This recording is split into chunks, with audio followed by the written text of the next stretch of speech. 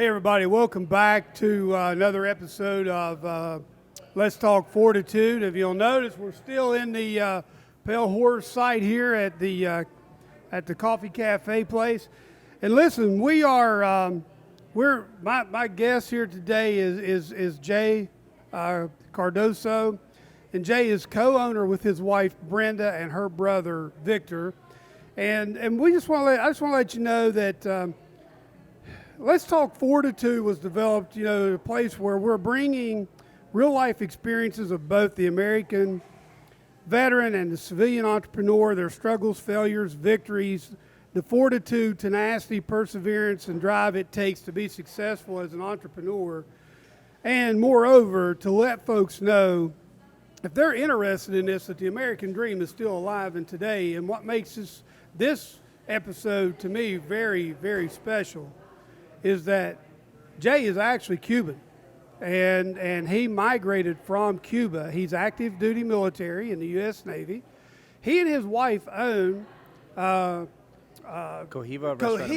I keep wanting to call it Corbana for some reason.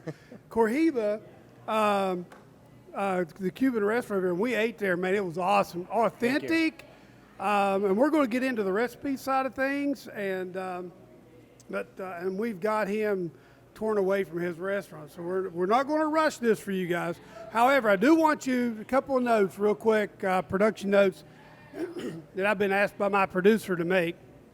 One is, make sure you stay around to the end of this podcast, because we're going to give Jay an opportunity, and we're going to discuss the crisis that's going on in Cuba currently, to get his thoughts.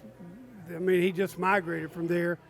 Also, we'd like for you to go over to forerunnerproductions.locals.com.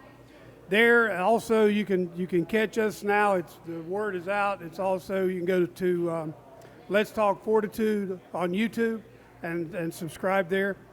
So without further ado, Jay, thank you so much, man, for coming on. Well, thank you for having me. I'd say, listen. So one of the things, when Chad approached me about bringing you on, is that when he heard your story from your wife, because he had originally talked to her, he'd originally talked to Brenda, and she was just so fired up. Oh yeah. So it's funny how our wives volunteers for things. Sounds like Brenda, yeah. How they volunteers for things that we don't, we really don't know what we're volunteering for, right? So. Without getting into what's going on today in Cuba, if you would let us all know about your childhood, what it was like, and about you coming over here, migrating to the United States. Okay, well, thank you for the question. It's a good question. Let's see. I was about 4 years old when I left Cuba. I was born in Havana in 1979, about 4 years. So the only memories that I have is flashes here and there about us going out and just family moments, right? As you know, in the 80s, there was a lot of immigration coming here to the U.S. from Cuba. We were not allowed to come into the United States, so we ended up in Costa Rica for 5 years. Wow. While the paperwork was being completed and all that stuff from our family members here in California. And so we waited there for 5 years. I was about 9 years old by the time that I was able to touch land here and land of the proud. And moved to California. We didn't stay in Miami like a lot of people think that only Cubans in Miami. We ended up in California and in Los Angeles. Grew up there until I joined the Navy at the age of 19. Cool. Yeah, that is awesome. So I guess a lot of people think about, and I guess I do too, and this is terrible, when we think about Cubans migrating to the United States, we think about what we see on the news. Boats, people in boats coming over trying to get their feet on the soil, Absolutely. That sort of thing. We don't really think about them coming through Costa Rica and doing it the right way. You know what I'm saying? Yeah, that's a lot of us that did it that way. So, and also, so everybody knows, Jay is he is a U.S. citizen. Absolutely. So, and serves in our military. I know that whenever I was in the Navy, in the early 80s through 91, I think is when I got out, there was a lot of Filipino people, a lot of Filipinos in the Navy at that time. I don't know if there still are or not, but that was how a lot of them got their They U.S. are. citizen. So they're still there. Yeah. And they were great people. I had more Filipino friends in the Navy than I had anybody. Yeah, so say what's up to my Filipino mafia out there. If you're a sailor, you know what I mean. Yeah, and listen, man, they would take me to their house and feed me and Yeah. took care of me on board ship. And, I mean, they were awesome, awesome people, man. I loved it. And so when you migrated over, who all was it? Was it your mom and dad, your grandparents? Who all came at that time? Okay, so when we got our certification pretty much to be able to leave Cuba, the Fidel regime pretty much goes and takes everything that you probably thought that you own, because you don't really own anything over there, and they send you to the camps to cut cane, and they send the women off to another camp to do other things, and that's your way of like paying your way out of Cuba. And people attack you, people that are pro Fidel Castro and the government, if you want to call it that over there. Right. They start attacking you, and you have to really lay low for a while. A lot of people don't know that. I have a couple of stories about my grandparents and my mom and her cousins running away from the little mobs that operate under the Right. regime over there. But it was my grandparents from my mom's side, my mom, my dad, myself, and my uncle. Yeah, Wow. it was a group of them. That's awesome. So, your grandparents, we talk about your grandmother. Yes. When did they come over? So we all left Cuba at the same time. They ended up in Costa Rica only about 2 years though. So my mom and I were the last ones to actually To make it over? here 5 years later. But yeah, they left with us, and then at the same time, my mom and my uncle stayed over there in Costa Rica, and then after that, my uncle left. Then it was just my mom and I, and we're the last ones to come over. Wow, dude, that's to me that's incredible. And some people say you don't talk like a Cuban. You don't have that Cuban accent. Well, I didn't talk English or speak English until I was 11 years old. So about a year and a half after I got here to the States, and they're like, well, when you speak Spanish, you don't have the Cuban accent. I was like, well, I grew up in Costa Rica before that, so, Right. So that's why I don't have that thick. Now, if I go down to Miami and I start talking to my people, Doesn't I'll be matter, like, brother. It comes out, but Doesn't other than matter, that, brother. it You're an doesn't. American. Yeah, that's doesn't right. matter. That's right. You're one of us. Yeah. You're welcome. Thank you, brother. It's a pleasure having you here and an honor. To Oh, just be honest I with you. appreciate it. So, what influenced you, or what directed you to military service? Good question. You're gonna make me tear up here. So we immigrated to this country, right? And grew up in Los Angeles, California. Big Hispanic community, probably 98% Hispanic at the high school that I went to.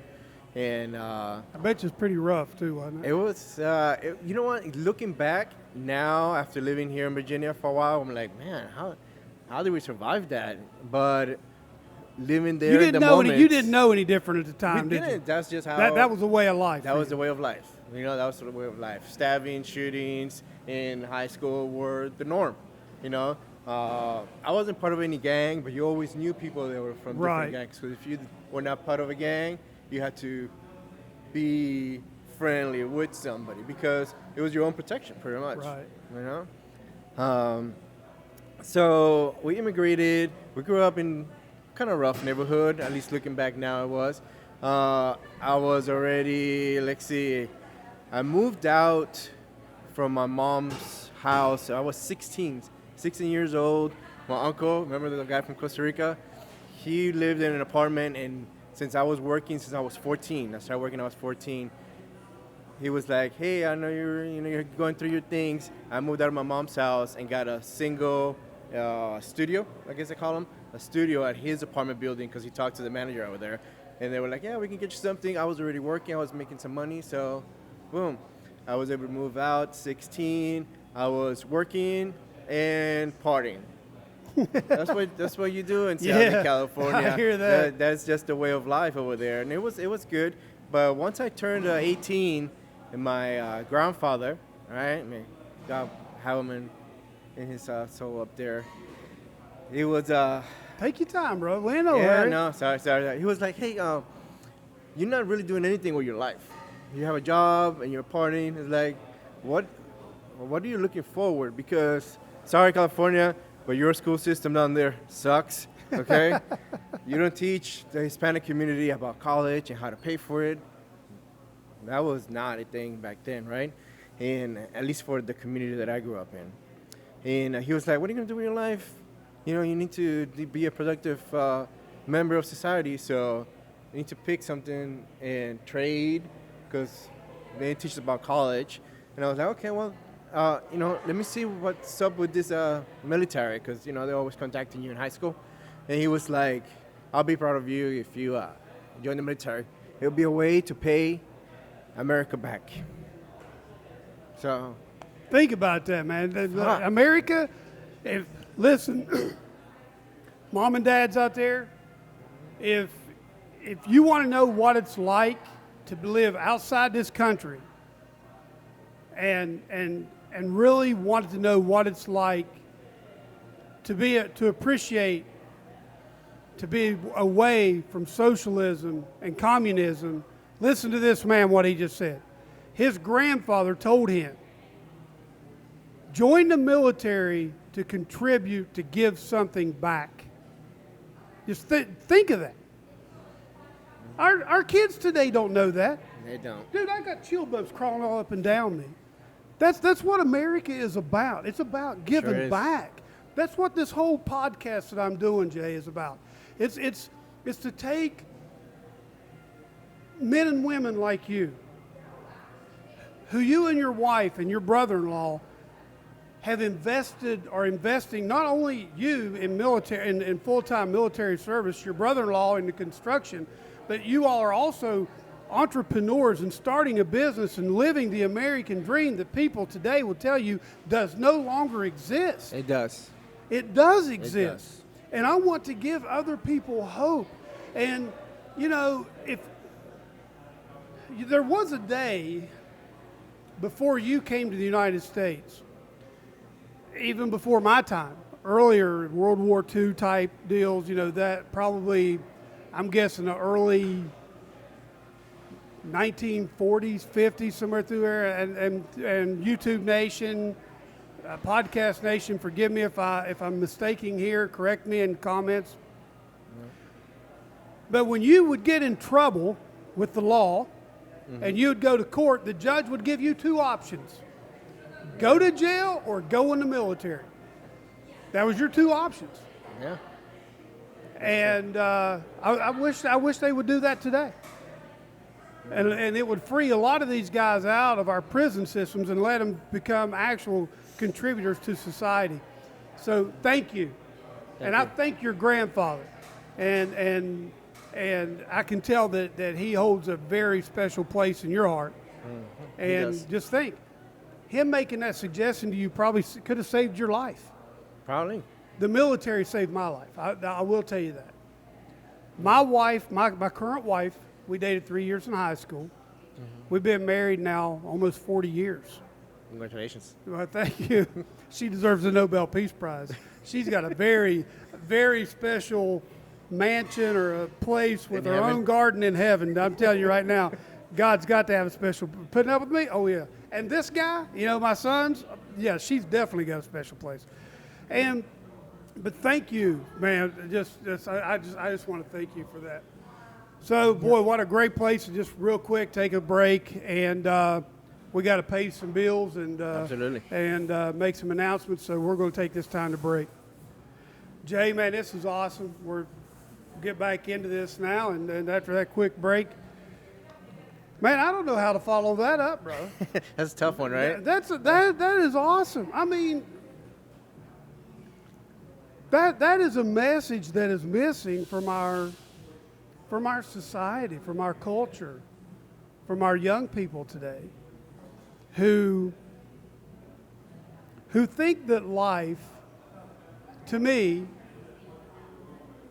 I work with young people. I work with people younger than Chad now. And it's almost like they're owed something, and that they believe life is a video game with a reset. You make a mistake, you just hit the reset, you get a new life, and that's not the way it works. Well, I've been seeing around media, social media a lot, that the phrase out there goes, hard times create tough men, and easy times create soft men. And I think we're in that part in generation that, the generations before us has created a little bit easier, a little bit easier, and a little bit easier for us to now, for our kids, to not have to do the hard times that we had to. And that's what we want. We want a better society for everybody, and we want our generation, our kids, to have a better life. Exactly. And by us doing that, we create an easier life for our kids, which sometimes I believe in tough love, Yeah, exactly. That's our way of being like, hey, it's not all, sunshine and rainbows. There is, a hard part to life that you haven't been exposed to, but you need to learn about it because, nobody's going to love you outside of the family like your family loves you, You're absolutely right. So we have to teach our kids. Exactly. It starts at home. It's does. how they're raised. We just sat back here with Mike from Pale Horse, and his dad was there, a Vietnam vet. And he was, we all agreed, and he's the one that brought it up, that it's about how we're raised. It's about how we're raised. What type of ethics, are we taught when we're raised? What disciplines in life are we taught? Now, listen, we're everybody goes through teenage years, and absolutely. Our parents don't know anything, and we know it all until our grandfather comes to us and says, "Look, Cat, you're going to get your life together." You know what I'm saying? I had one of those, and but it was my grandmother, and I had some uncles, including my dad, who were drinking, and that's how they dealt with their problems. Yeah. And she would look at me and she would say, John, if you never hear or understand another thing I'll ever tell you, please remember this. She said, the answers to your problems are not in the bottom of a bottle. And I have never forgotten that. Never. And it was great advice because alcoholism runs on both sides of our family, so I was very thankful for that. So I had one of those grandmothers too. I think we all have somebody in our lives that guides us in the right direction at a key moment in your life, So I'm going to take you to a very pleasant place now. All right. Tell me about your grandmother and these recipes. Oh, so funny story, okay? So I went to boot camp, right? I joined the military. I was like, all right, thank you, Grandpa. Tripped off to boot camp, and I thought I was going to be stationed in San Diego because I'm from LA. I was like, okay, cool. Well, little did I know that the military was going to tell me, well, the Navy needs you to go to Little Creek Base in Virginia Beach, Virginia. And me being from Southern California, I was like, Virginia Beach, Virginia? West Virginia went to San Diego. I guess they do that with a purpose. But yeah, so I ended up getting my orders to go to Virginia. And I was like, well, I'm not going to be able to visit my girlfriend or take her down with me. And I was like, hey, I was already engaged, but I didn't know I was going to get married right away. And I was like, hey, let's get married. Change your plans. We're not going to wait a couple months. We're going to do it in a hurry when I get there back from boot camp. So my mom and her friends got everything together, and I got back from boot camp. We got married, and off we went. Well, I went to Virginia Beach, left my wife Brenda behind, and my grandma was like, well, now that you're married to my grandson, how we say in the Navy, come alongside and steady up. I'm going to teach you my recipes that my grandson likes. So for the month or month and a half, I think that it took her to get to Virginia, my grandma and my wife went, and she just taught her how to do my favorite dishes, right? And then after 23 years of now being married to Brenda, I mean, she cooks better than my grandma. I was going to say, you paid her a great compliment over She there a while does, ago, saying man. that she's actually taken your grandmother's recipes that you grew up on that you love so well and made them better than you even thought they could be. So that's a great And the key compliment. point is that she kept the original. It's just she just perfected it, you know. And it's not just Cuban food. This woman, she can cook Italian food. She can cook anything. She'll be like, she will go to restaurants, be like, I can do this better at home, and she does. She's got that gift, you know. She's got that gift. So. That's good. That's awesome. Man, that is some good stuff, bro. Thank you. So, I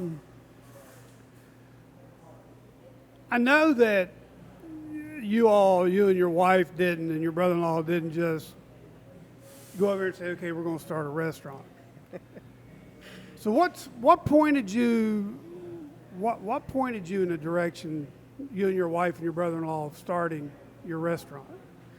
Okay, great. So my wife was working human resources for a lot of years for this company, right? And she was passed over 2 or 3 times for a position that she really wanted and she deserved, right? And once she got past that 3rd time, she was like, hell with these people. Yep. You know, how you get when you don't get what you deserve, right? And or what you want. And she was like, hey, let's do something. Let's start our own thing, our own business. Like, let's do a restaurant. And I was like, oh, we're not from the restaurant industry. We don't know that much. Like, I deal with navigation, you know. So if I cook something, it'll be like breakfast for the kids in the morning. So she's like, let's do the food truck thing. And man, I'm telling you, we were like, okay, let's do the food truck because the budget was smaller. Okay. Overhead costs. So I'm going to stop you right Yes, go there. ahead. Now, ladies and gentlemen, I stopped him for a reason because I know a little bit of this story. So, just to get my audience redirected Okay. here. So I made a mistake. I didn't know about this going into it. I found this out just a little while ago when we ate over there. So they didn't have the restaurant to begin with. It started with a food truck. That's correct. So now go into your food truck thing because I kind of misled my audience here. So, and I don't want to miss the food truck thing because it's an awesome story. Okay, thank you. So yes, we do have a restaurant now, but in the beginning, back in 2016, we had a food truck. Well, we started the paperwork, asking for the loan, doing your business plan, the whole shebang, right? We got that. We got to draw out our food trailer, right? It was a 20 by 8.5. We got it down there in Florida. They built it to our specs, making sure it passed Virginia law.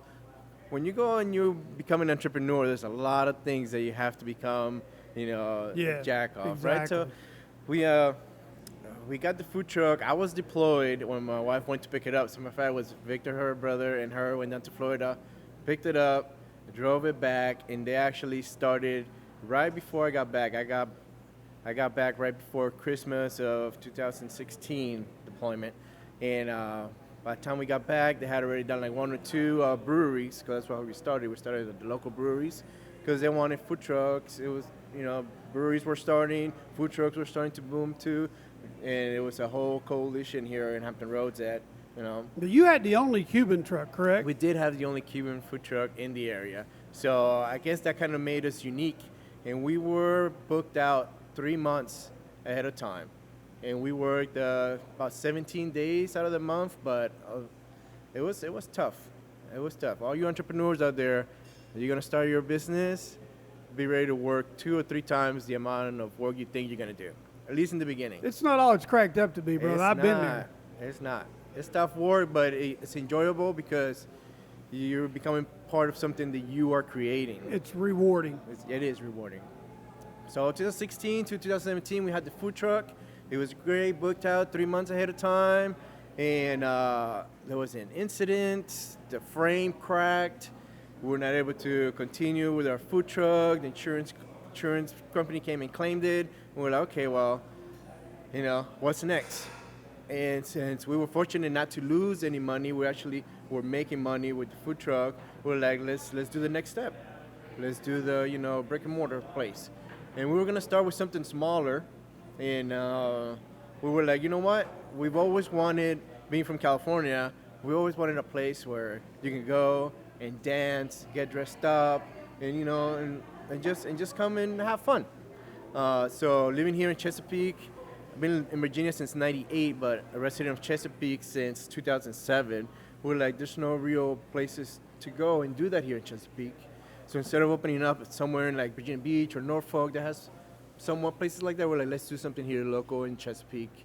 We started a Cuban restaurant with enough space where we can have a dance floor. Yeah, and you got it. And you I got the great it. floor for it. My Yes. mother-in-law would love that place. Yes, we did. So that's how we ended up looking for about a year for the right place, for the right price, and we were able to find it. And that's how we opened up Cohiba Restaurant and Bar. But tell us what happened 2 months after you opened. So we got the keys in October of 2019 when, we made it new inside. We were supposed to open in February, but nothing opens on time on the restaurant business. We ended up opening in March of 2020, 2 weeks before COVID hit. Oh my God. And we were fully staffed because, in business they teach you, all right, you're going to open a restaurant, be more staffed than what you're supposed to be because, you don't know what can happen. Brother, it cleared my bank account when COVID hit and I had my morning crew and my evening crew with a limited amount of budget and not being able to make the money that we thought that we were going to make according to our business plan because we got closed down because of COVID. I will say everybody got paid even though it cleared me out. Yep. But I wouldn't be able to sleep at night. I'm that type of person. I would not be able to sleep at night. I know the feeling. And, we had to do arrangements with people that we owe money to, but we were able to do that. They worked with us. Thank you, by the way.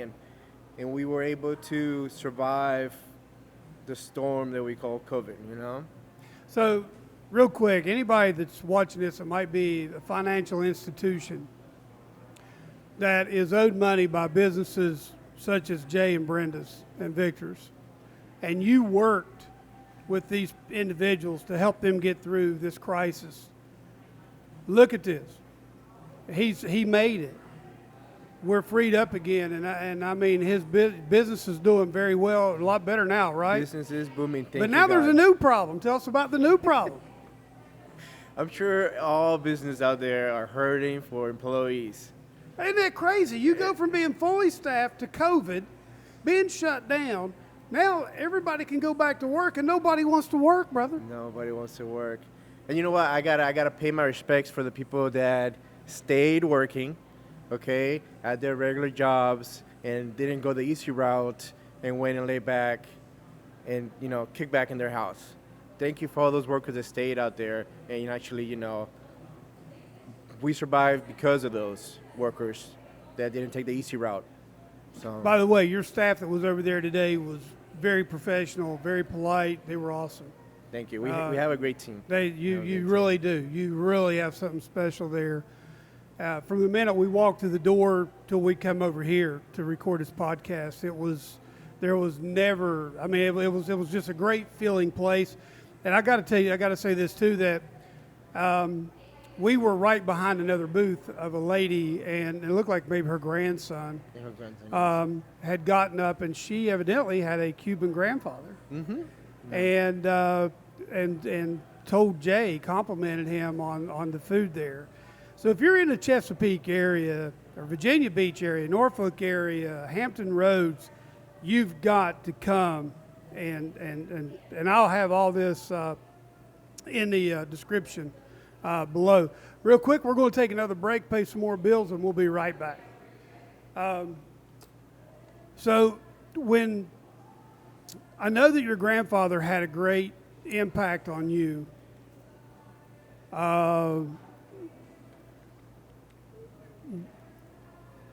who do you, and evidently you and your wife are very close, or you wouldn't be, because you're seeing her every day, then you're going home with her, and then you're seeing her in the mornings.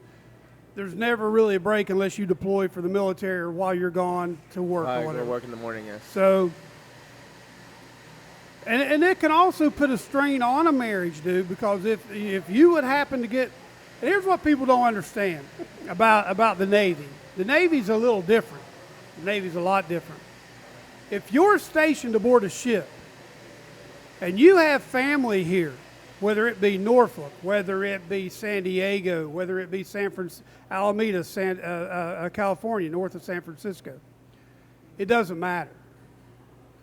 If a storm hits, a hurricane's coming in, barreling down on your hometown. Yep. The safest place for that ship, or we call them boats in the Navy, is at sea. It's out to sea. That's right. So you have to be, you're called back to the boat. You get haze gray and underway while you leave your family back on the beach to fend for themselves. Mm-hmm. Not only that, now you've got a business added into that, whether it be a food truck, whether it be a brick and mortar place like you have now. And that takes a special relationship, Jay, to make that happen. And I commend you and Brenda and Victor on that. I really do. That's awesome.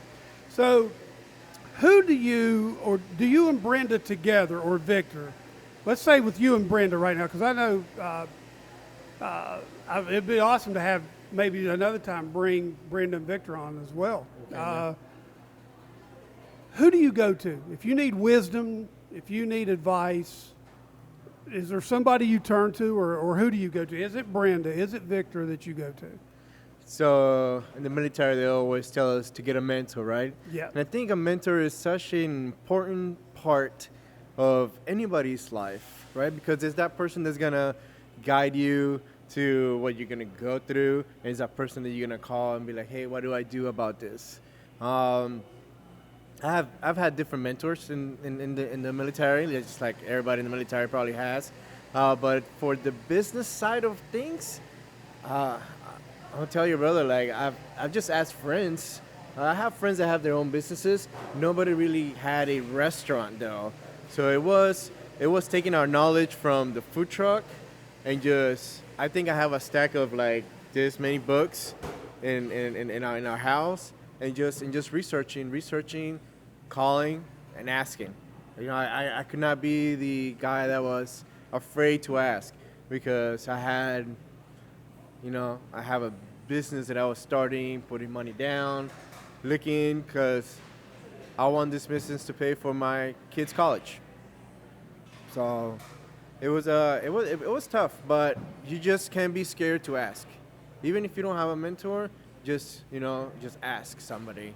Because if that person doesn't know, then maybe they can guide you in the right direction to find that person that's going to have that answer for you. Exactly. I learned from that, and I've had probably like 10 different people asking me, hey, how was your food truck business? Because we want to do it. And I tell them, you know what? Come over here, get a beer. It's going to be about a 45-minute conversation. And I've laid it out to them, like, hey, this is how we started. This is what we know. There might be some other things, but this is what we had to go through. And by the time they finish talking with me, they have a very good idea if they want to do it or not.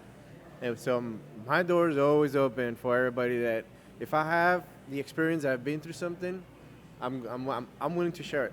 That's awesome. I'm willing to share it. And that's the whole purpose of this podcast. And the Chacoso Cheesecake Company that I showed you the picture of, that I did an interview with them a couple of weeks ago. Mm-hmm. I asked Jason that question, and I know Jason well enough because he works for the city of Charlotte. And when he leaves his job at the city, they have a place that they rent, a brick and mortar place, because he has machines there that actually, he bakes all week for the weekend. Then he's going on the weekends on the food truck. So he goes and works a normal job, just like you in the Navy. Sounds then familiar. He goes home on the weekend and works. And see, the struggle that he said he has with help is that, let's say he gets rained out or the food truck business, your event gets canceled. Mm-hmm. Well, all the food that you brought in to prepare for that, guess what? You better hope you can refrigerate that and keep it till the next week. He has a time limit, too, on the stuff that you can keep refrigerated. Exactly. Yeah. Well, cheesecake, I guess, is a little different. You can refrigerate it and keep it a certain temperature, and he can carry that to the next week, but that's all he can carry it. And that's what he does, cheesecake. And he said, so when that happens, he said, I really can't employ people that need a payday. He said, it has to be family and friends. Because if it's somebody that needs a payday, they're expecting to come into work every night. But if we get a rain out and I don't need them that week, what are they going to do for money? So there's challenges in all of them. And he told me, he said, I tell people that if they want to know what it's like running a food truck or something, he said, go work on one. From start to finish, go work on one. You know what? My wife did that a couple of times when we were starting our food truck. You know, we went and talked to people that have food truck, and we had some nice friends that were like, you know what? Come and work in the food truck and see how it is, see how we run it. And she did, because when I was deployed, she was like, hey, I'm going to go work with this food truck and see how it goes. And she didn't, you know, and she didn't go and like ask to get paid or anything. She went for the experience. Exactly. You're working for nothing to get, because what they're giving you is invaluable. Yeah, I want you can't put a price on that. Come and learn how it is that you guys are doing something so we can apply it. Okay, I want you to do me a favor. I'm going to come and work on your food truck to see how I can be your competition, and I want you to pay me for it. Well, that was the best thing about having the Cuban food truck. There's nobody. Cuban food, so everybody was super nice. Like, yeah, you know. So well, that's like Jason. He said there's only 2 dessert trucks. That's all they do is dessert. His and one other. He's the only cheesecake. He said, now there's other food trucks that offer a dessert on their truck. Yeah. But he said all we do is cheesecake or cakes. He said this is it. We're it. Yeah. So he's got a niche on it, and that's awesome. So it kind of leads me into my next question, really. You'd think I'd have these memorized by now. I switch them up for each customer because I don't want it to be redundant when the listeners sit. This one I think is important. There may or may not be, you may or may not have any, but is there a couple of struggles that you can share with people that maybe you guys went through and how you worked through them and how you come out positive on the other side? Struggles. So many. So many thanks to COVID, you know. But let's see, you know, one struggle that everybody could probably relate is employees right now. You know, it's really easy to stay home and get a paycheck, but at some point, people's got to come back to work. So we have struggled to have people in the back of the house, in the kitchen. We have struggled to have people in the front of the house. And I think everybody that owns a business can relate to that, because it's been tough. It's been tough. People come, apply, and then they don't show up for their interview. Or they'll show up to the interview, but then they don't want to work specific days. It's like, well, hold on. We need you to work this many hours. Or they want $40 an hour, and you can't pay $40 an hour. Exactly. That's a whole other subject, brother. Yeah. Listen, I owned my own business in Charlotte, North Carolina for 10 years, so I know. And it was a painting business. And I feel your pain. I really, really feel your pain. And the reason why I folded my business was that my wife developed rheumatoid arthritis. Now, she still works, and she works from home. But we knew that if something ever happened to her job with her illness that she has, that it would sink us financially to try to keep her medications going, because I wasn't making enough through the nature of my business. The nature of the business I had is a very easy, low-level entry job. You don't have to have any special certifications to paint somebody's house. So the people that you compete against, it's really hard to keep your prices up, so you're having to turn more work in order to keep your pay up. And it was a real struggle. So once I realized that is whenever because I was making money, and I still have people 7 years later call me asking for quotes, want me to paint. Wow. And so I folded my business and I shut it down, and I miss it. And it causes me problems in my current job, because I did start and run my own business and grew it like crazy. And when I see how where I work now is ran, I can't really say anything, because I'm working for the man now. I'm not working for me anymore. Right. And if I don't agree with how the man's running his business, I need to leave. Go find somebody else or go back to work for myself. I totally understand how employees, we have a very high turnover where I'm at now. I try to. So in restaurant business, we people say, "Oh, there's a high turnover," but we've been able to keep our employees. You know why? Happy. I can tell you why. Why? Because you keep them happy, you Yes. treat them right, and they like what they're doing because it's the atmosphere and camaraderie. It's the family atmosphere that you bring. It's not just a place to work. It's a place they want to come to. They enjoy it. I like treating people how I like to be treated. Nailed it.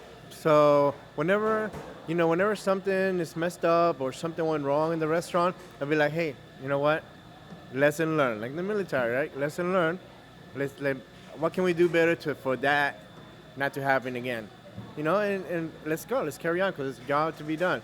I don't scream at people. I think if you get to the point that you have to scream at somebody, they shouldn't be working for you.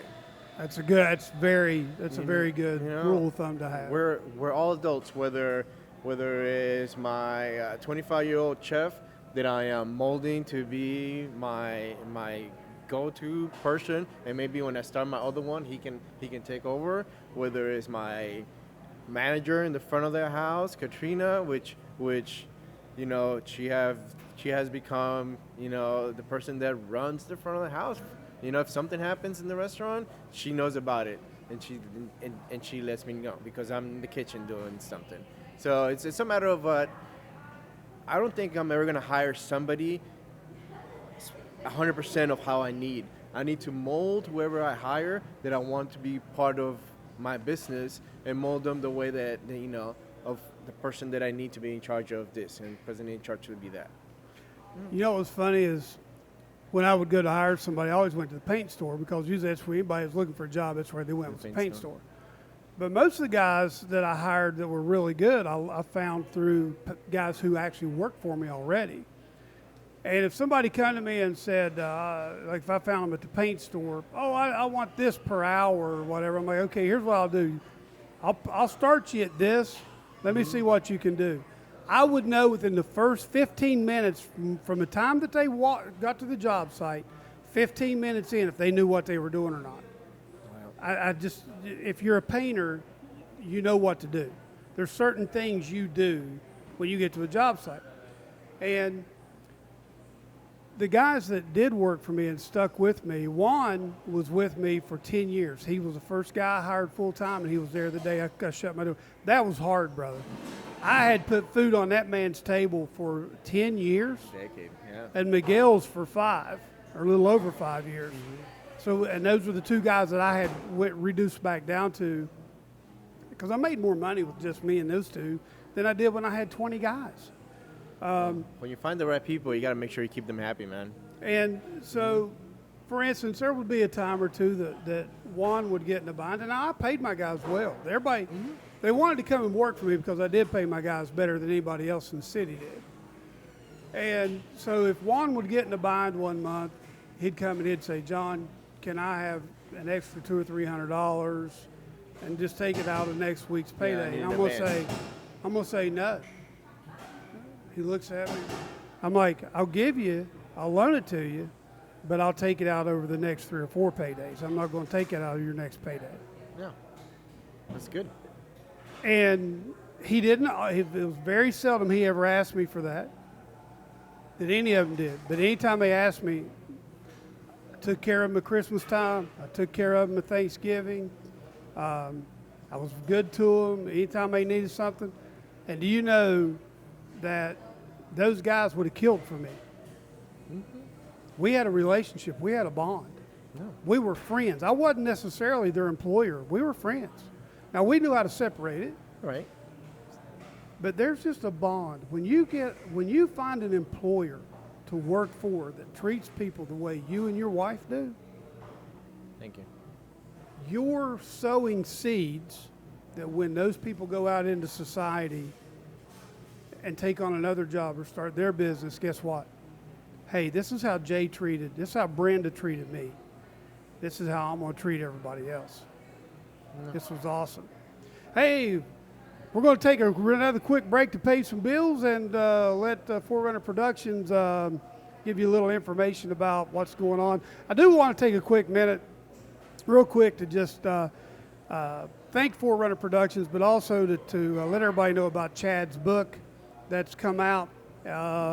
Should be in production now. I know that, hey, we're taking pre-orders for it, but I don't think that's going to be necessary anymore. By the time this gets posted up, it should be available on Amazon, about anywhere you get your books. The title of it is You're Not Special, You're Gifted.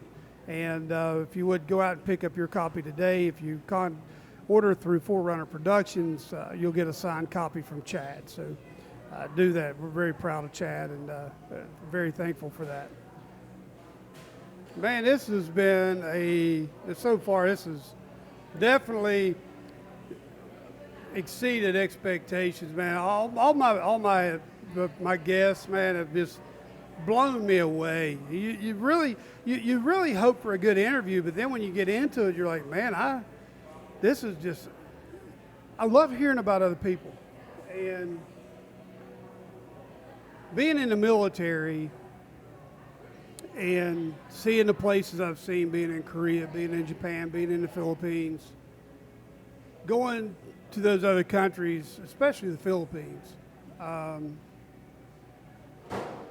seeing how other people, Korea, man, oh my God, there's a couple places I went in Korea. It was pretty rough, bro.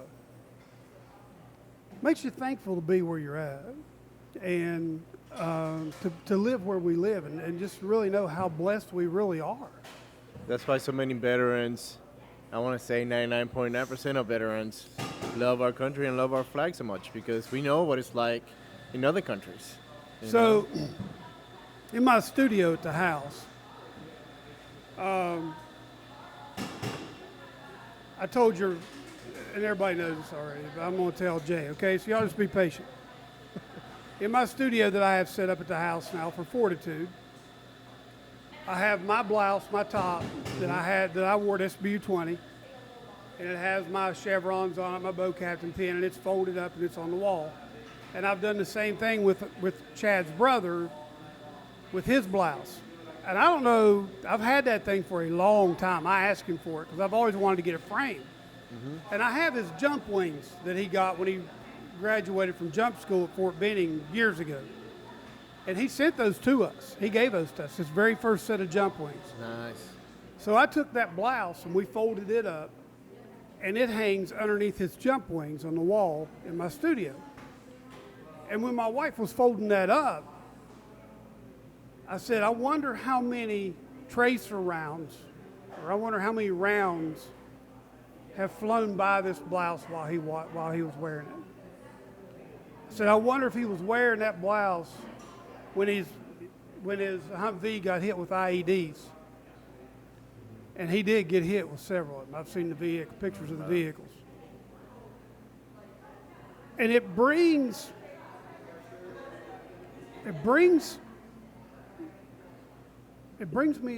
my feet back down to the ground. It keeps me humble. And until you get on board a ship and you're gone from your family for 6 to 8 months,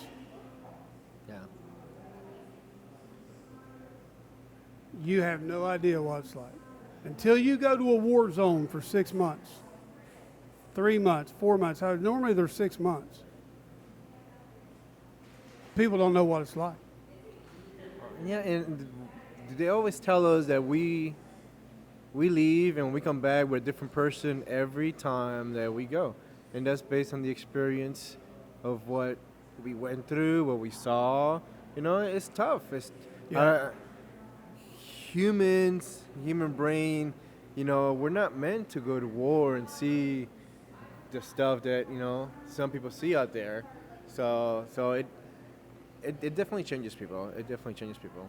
So Jay was in the Coast Guard, and I was telling him in the prior podcast that I spent 45 days in the Bering Sea, where they shoot Deadliest Catch, Discovery.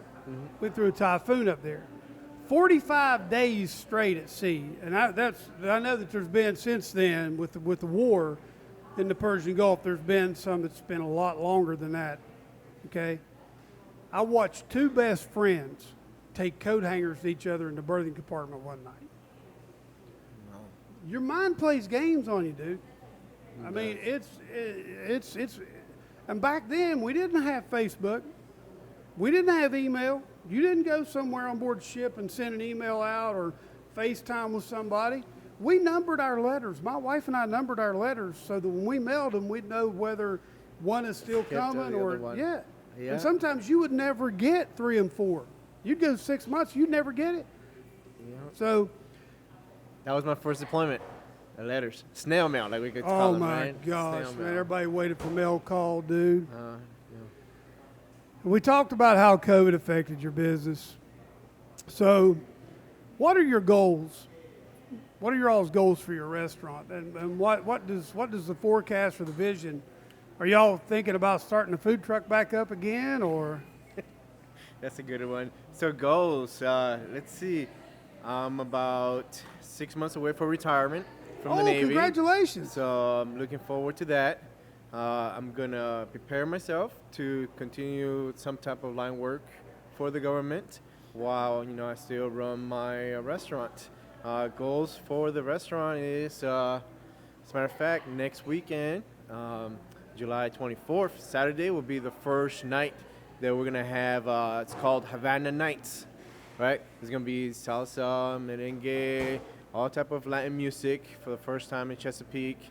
And we invite all of Hampton Roads to come and experience it, and that's our next step on the restaurant. Hopefully, within a year or two, we can open our second one, and go from there. We went to a restaurant in Florida one year. We were down there with Chad playing football, and it was 2-story. There was seating for tables on both levels, Nice. but in the middle there was a dance floor. So you had both. Basically, what you're saying, it's the same thing, just on a much larger scale. Mm-hmm. And it was awesome because at the time, my sister-in-law, my wife's sister, Chad could tell you what she dances. I'm not sure what it is, but she's traveled to places like Argentina and stuff like that to dance and in competition, and so her and her boyfriend, they were out there dancing and stuff, and it was a great atmosphere, man. And if you could bring something like that to a place like this, I think people would go nuts. That's the plan, brother. We want to bring some new type of entertainment to Chesapeake because, believe it or not, people need a distressor in this time. You're not kidding, brother. Come out, have a drink or two responsibly, obviously, and then, take your wife out for a dance, dress to impress a little bit, and at the end of the night, go home safely. I hear that, bro. Like that, you don't have to travel 35, 45 minutes to the beach to go to a nice place. You can do it here in Chesapeake. We lived here for 2 years, and the only time I really made it to the beach was when we went down there. We did a 3-mile run through the state park, come out on, Nice. I think it was 1st or 2nd Street, and ran down to 22nd or 23rd Street. That's a good run. Yeah, it was about 6 miles is what it was. We did that every Friday. In the summertime, it was hot. And then there was times that we stayed inside the park, and when we stayed inside the park, it was 5 miles instead of 6. So. Sounds like Chief season. Oh my goodness, those were the days, man. Back that's when I could actually run, when I actually had a body that would handle it. Oh my goodness. Before we get in to the crisis, what's going on in Cuba, and we've kind of discussed this, but if you had one piece of advice to a veteran or anyone who's thinking about starting their own business, what would it be? Read. Get your information from people and pick up 2 or 3 books on the subject and just learn what people have to say that went before you, because there's no need for you to do the same mistakes that other people have done. which you know us, we like to learn by our own mistakes. But I'm telling you, I read like 5 books at least before we jumped in the food truck. And then when we were doing the restaurant, I probably read another 2 or 3 books on top of that, just because I could not fail. So I wanted to set myself and my family up to succeed as much as possible. So say that again. I want everybody to hear this. Say it again. I could not fail. I had to set up my family and myself not to fail because I couldn't afford to fail. Exact. Failure is not an option. Yeah, you have to do your own research, your own knowledge. And that's a lot of money. It is. It's expensive. It's a lot of money. It's expensive. So I don't watch a lot of news anymore, and I'm going to tell you why. It had gotten to the point where it was just destroying me inside. It was eating me up between the election, and that's why on Let's Talk Fortitude, I don't get into a lot of politics, and what I'm getting ready to ask you, I don't think it's politics. Okay. I don't think it has anything in the world to do with politics. It's about experience. It's about a way of life. It's about, I want you to take your time and to tell us, before we do that, let's got a notice. Okay. We're going to take a break real quick. Everybody, thank you so much. I want to give a quick shout out again to Pale Horse Coffee for allowing us to shoot this podcast here today. We've pretty much taken up the whole backside of their store all day today. They have been great. The coffee's great. If you're in the Norfolk area, these Cohiba and Pale Horse are almost right next door to each other. Come down, grab a cup or go over and grab you something to eat. Come over and get you a cup of coffee, or get you a cup of coffee and then go get you something to eat. But you won't go wrong. You can come here and spend a couple hours and leave very, very happy. I guarantee you that. So thanks again to Mike and the guys here at Pale Horse. Yeah, thank you, brothers. Yeah, I mean, they know each other.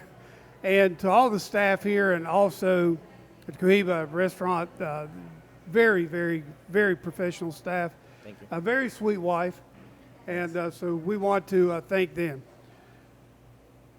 So what I was saying is I don't feel that what I think is so important about what you're about to tell us. People need to hear, because it's what we're trying to do in this country today. Communism, dictatorship, socialism. And your family has lived it, and you probably still have family over there that's living it. Your grandparents lived it. Yeah. Tell us about it. Look, I may sound like a broken record because you've probably heard it a couple of times, but if you want to, make this country a socialist country, go take a vacation. Go live in Cuba for, I give you a week. But don't go live like a tourist. Go live like an actual Cuban there, where doctors get paid $30 a month and they still have to drive a taxi or do something else on the nightlife to have minimum accurate things for their family. Go to Venezuela. One thing that I was big on, it was our Second Amendment, when there was a big rush here in Virginia about controlling that. And I was like, well, look at Venezuela. They lost their guns. I think it was 2012, somewhere around that line. Put it down in the comments if I'm wrong, but it was around that time. And that was right before, the communist state took over. What do? They take the guns. Why? Look at Cuba right now. They don't have anything to defend themselves with. And it's absolutely wrong what's been happening for the past 62 years. But that's one of the first things. Oh, yeah, we want equal for everything. Equal health benefits, equal schools, everybody should get paid the same. And that's how it starts. They sell that to the people. Oh, you know what? You're not going to need your guns either. So to go ahead and turn those in, we'll buy them back, or however you want to fold it. And then, Fidel Castro, he took over Cuba, right? at that moment, probably for the right reasons, and said, you know what, in 5 years, we would hold elections and, and we'll go from there. But he never did it. As a matter of fact, I had a customer, he was probably in his 80s or 90s, very old gentleman. He made it a point to come to the restaurant. And he was like, hey, whenever the owner is available, I would like to talk to him after I eat. So, we're busy, but I made it out there. And I stayed talking with him for like 45 minutes. And he was telling me his story about when Fidel Castro took over and was in the mountains. Before he took over, he was in the mountains. They came to his farm, and that's where they took showers. And the people were for this change, right? Because they sold it to the people very well. But then after that, when they said, oh, no, this is not the way we're going to actually do things, I'm actually going to stay in power, and it's going to be a communist, socialist regime that I'm going to dictate pretty much. He put everybody in jail, not counting the thousands of people that disappeared, which are dead. Yeah. So it starts with a great idea, right? And to normal people that probably haven't read up or don't know the history, they're like, oh, you know what? Yeah, why not? Equal pay for everybody. Why not? It's a good thing to have. Well, no, because then, the people that are actually doing the hard work are going to be like, why should I work so hard if that next person is going to get the same benefits as I do? So everybody decides to sit back. So socialism starts with a great idea, but it doesn't work. It might read well on paper, but many countries have tried it. Nobody has succeeded. So it's a failed system that it doesn't work. It is sold to the masses with a good idea, with a good intention, but at the end, it doesn't work. It doesn't work. Do your own research. Cuba, Venezuela, and any other South American country right now that's probably going through the same things. It doesn't work. So that's what I tell people here. Your freedoms that the Constitution gives you, man, hold them near, because that's the only thing that's gonna keep this country from turning over, and we'll see what happens. So you wouldn't have had the opportunity you have today in Cuba that you're doing now in the United States. You wouldn't have had that opportunity there, correct? People in Cuba don't own anything. Everything is owned by the government, or the dictatorship, however you want to call it. So, Homes, houses, businesses, doctors, medical care, the food supply. if you can call it medical care. One thing Cuba is very famous for is for creating doctors and shipping them overseas, right? But they go through a minimum training, and then they are rented out to those countries, right? A lot of people don't know this. All the Cuban doctors out in like Central America, South America, Europe, they're rented out to those countries. The government gets paid for those doctors, and then the government pays them minimum salary back to those doctors. Holy cow. Boom. How about that one? Talk about a dictatorship, right? So a lot of people don't know that. Oh, healthcare in Cuba is free and is great. It's not. People are dying over there because they don't have the medical facilities and the medication to save lives. So it's all a story. Do your own research, people. Do your own research. It's not what people and what the big media are telling you. They control the food over there, their food supplies or whatever too, don't they? The food supply? The food supply, Absolutely. Yeah. So Cubans don't eat a lot of steak or a lot of fish, even though it's an island, right? Get all the fish you can, but it's mostly for tourists. You have to get it on the black market if you're a Cuban. Okay, here's a story when we were in Cuba. My dad used to work in a meat process company, right?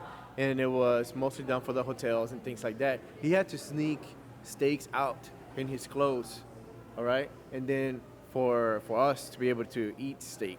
And but the tourists were eating high on the hog. Absolutely. And you know what? And people go to Cuba and they come back with great stories, how beautiful it was and things like that.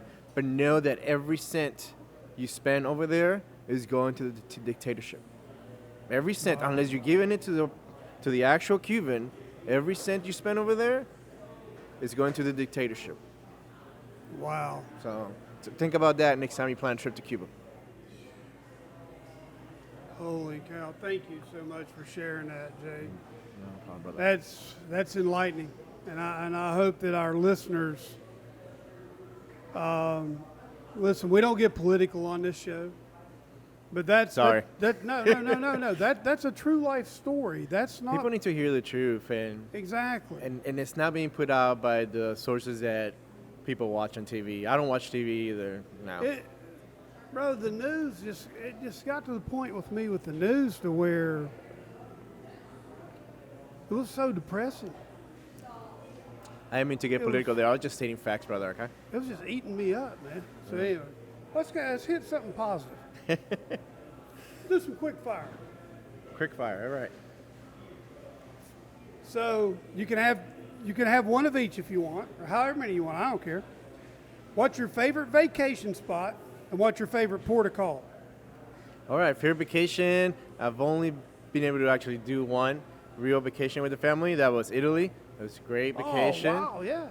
Yeah. What part of Italy? Where'd you go? So we took a MAC flight. How about that? Military that uses a MAC flight, well, active duty, which I never heard of. But we were actually able to do it with a lot of planning. We ended up in Sicily, rented a car, went all the way up to Tuscany, and hit Rome. And then we came back down and stayed at, what's that famous beach down there? Oh, man, I forgot right now. I'm drawing a blank. I know where you're talking about. I've been. Yeah, it has the pictures. We rented a boat, went to the little islands. It was amazing 17 days that, I've been there. I know what you're saying, man. It's beautiful. We were actually, I've been to Sicily, I've been to Naples, I've been to Marseille, France. I've hit all those places. Italy, yeah, it's beautiful. The volcano was actually active in Sicily when I was there. Yeah, we passed by there too. It was a beautiful vacation. If you get the chance to go, I tried to run there on Sicily on the island when the volcano was active, and man, it was tough. We crossed from the south side of Sicily to the north side through the volcanoes, and my GPS stopped working, and it was pitch dark because you're in the mountains. There's no electricity up there. Wow, my kids were so scared, and I was like, "Oh, we will end up on the other side." Then we started seeing lights, and we're like, "Oh my God, we made it!" that was the second night there, so that was a great start to our vacation. So, what'd be your favorite port of call since you've been in the Navy? I will have to say Palma, Spain. So I'm gonna up you one on Palma. I've been to Ibiza. Ibiza? We didn't get to go to Ibiza, but Palma was probably one of my favorite ones. We went to Palma first. And I was in my 20s too. It was a great time. So we went to Palma first because I'd always heard, oh man, we're going to Palma. Everybody's like, you got to go to Palma, Spain. And it was good. Next thing I know, dude, we're in Ibiza, and you don't pull into Ibiza. You have to anchor out. Mm-hmm. And yeah, that place it never shut down, dude. It was 24/7. Around the clock. Wow. It never shut down, and it was very enlightening to see how Europeans vacation. Yes. Because it was there was people from all over Europe there. There was even some Americans there actually. But yeah, Palma can't go wrong there either. Palma is nice. And it's just a quick ferry ride down to Ibiza from. It is. They're very close to each other. Yeah, they are. Cool. So Europe is a favorite port of call and vacation spot. That's good, bro. So if you had a bucket list, what would be the top 3 things on your bucket list?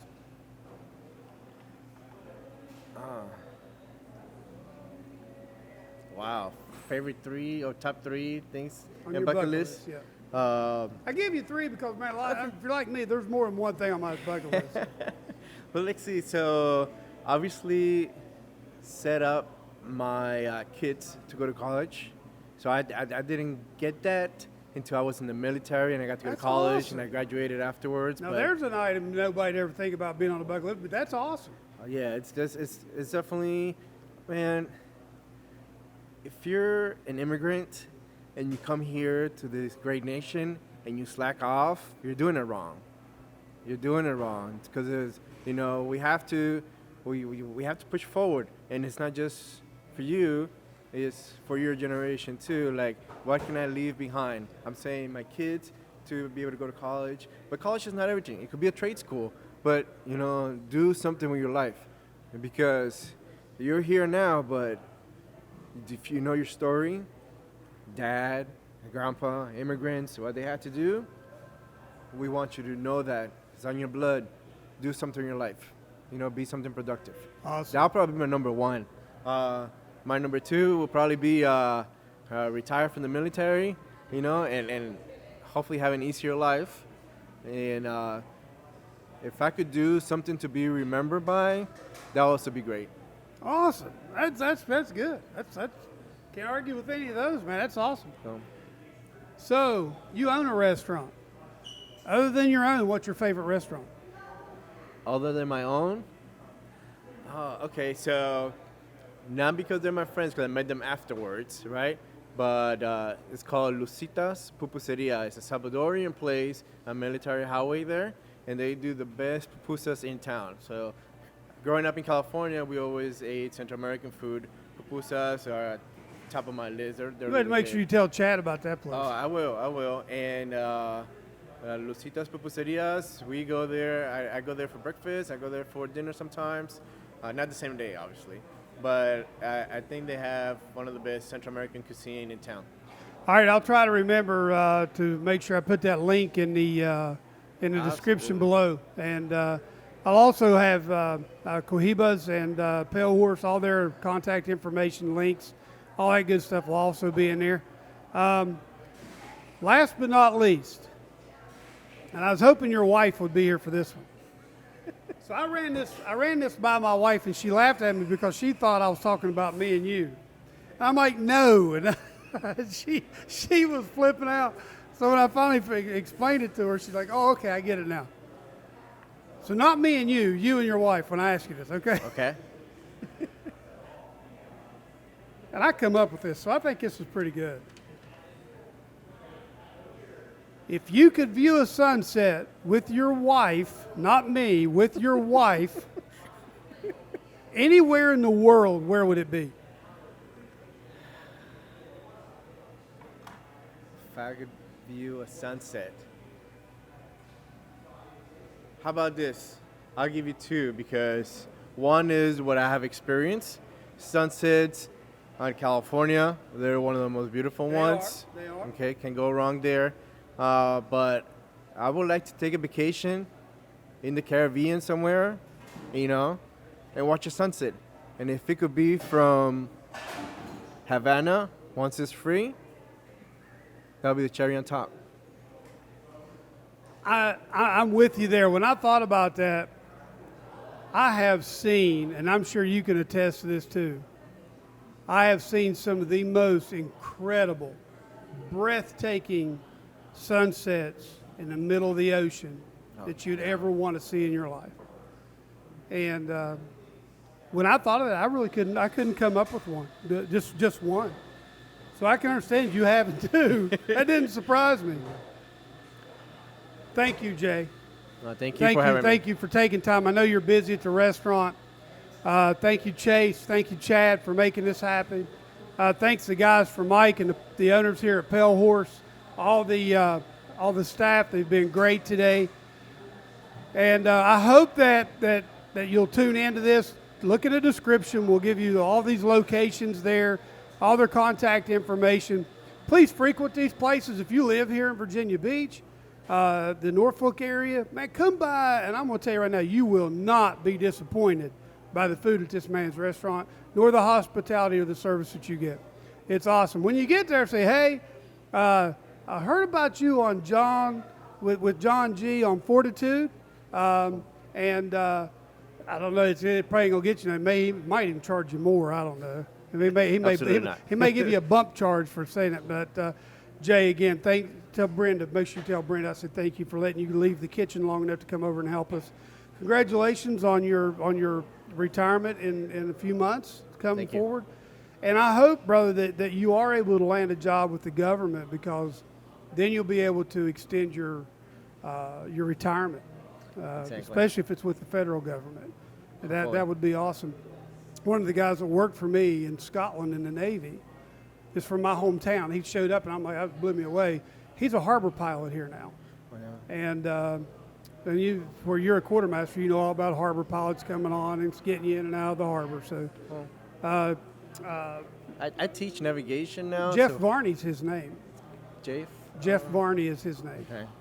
He worked on a tugboat here for years, and he's a harbor pilot now. So, man, again, thank you so much. Thanks everybody for joining. Thank you. Joining the Fortitude, and we'll catch you in the next one.